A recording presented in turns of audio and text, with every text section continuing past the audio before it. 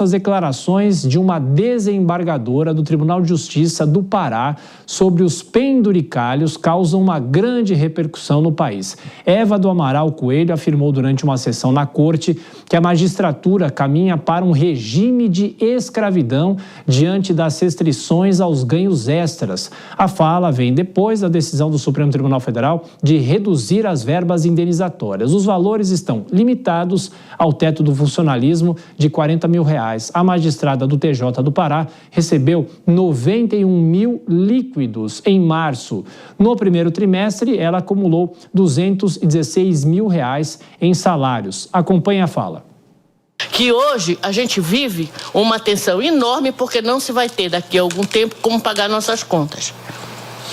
Colegas estão deixando de frequentar gabinete de médicos porque não vão poder pagar consulta. Outros estão deixando de tomar remédios, entendeu? Então, a situação que a magistratura vive hoje é essa. Nós não temos direito a receber uma gratificação por direção de fórum, vão ser cortadas, já cortaram. Enfim, daqui a pouco a gente vai estar no rol daqueles funcionários que trabalham em regime de escravidão. Deixa eu chamar os nossos comentaristas, antes de voltar com o professor Adriano Cerqueira. Ô Dora, essa fala dela é um prato cheio para a sociedade, para a opinião pública, criticá-la em relação a esses valores. Ela fala em escravidão, fala que não vai conseguir pagar os médicos. Diga, Dora.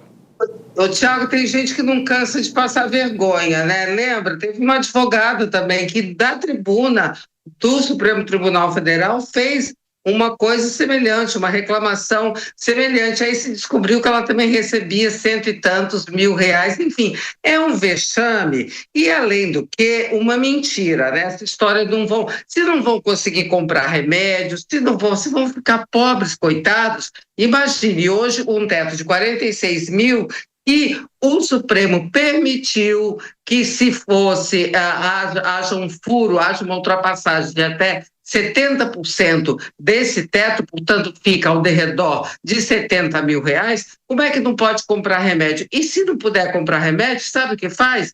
Deixa o serviço público e vai advogar num escritório bem bacana, tem vários por aí, eu vou me conter porque eu ia citar uma, não vou citar, mas eu quero fazer uma pergunta, para o nosso advogado Cristiano Vilela. Saber se o seguinte, esse tipo de posição é uma posição isolada, é uma opinião isolada, ou como é que no meio jurídico de verdade, sem que as máscaras estejam amarradas aos rostos, como é que isso é visto, como é que juízes, magistrados se posicionam verdadeiramente em relação a essa questão dos supersalários e penduricados? Olha, Dora, esse posicionamento ele é majoritário nas carreiras jurídicas. A grande maioria luta com fervor e critica com fervor contra essas medidas restritivas dos chamados penduricalhos. É evidente que a maioria não usa palavras e não faz realmente um papelão como essa declaração da desembargadora do Pará. Mas todos eles se colocam contra o fim dos penduricalhos, basicamente por dois motivos.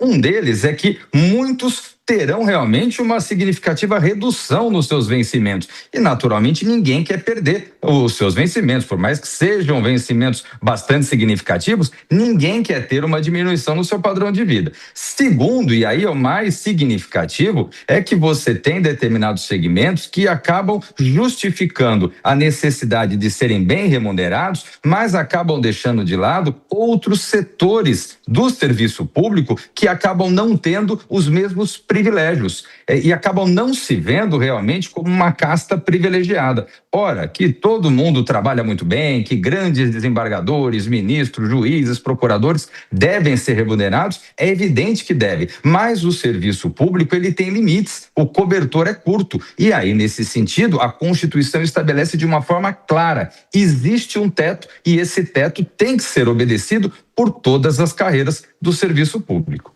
Bom, a gente vai voltar